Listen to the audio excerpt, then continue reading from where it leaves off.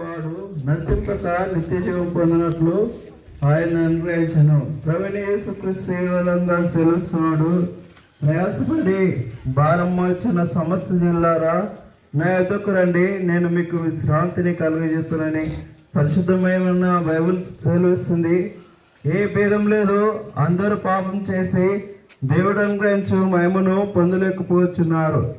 Bible రీతిగా సెలవిస్తుంది, నీతిమంతులు లేడు, ఒకడు లేడు, గ్రహించువాడు లేడు, దేవుని వెతుకువాడు లేరు, అందరూ త్రోవ తప్పి ఏకంగా పనికి మాలినవారైన నీ బైబిల్ సెలవిస్తుంది.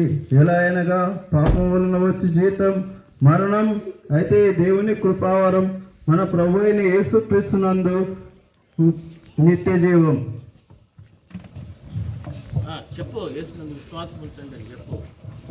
ప్రభు అయిన యేసుక్రీస్తునందు విశ్వాసం ఉంచండి, అప్పుడు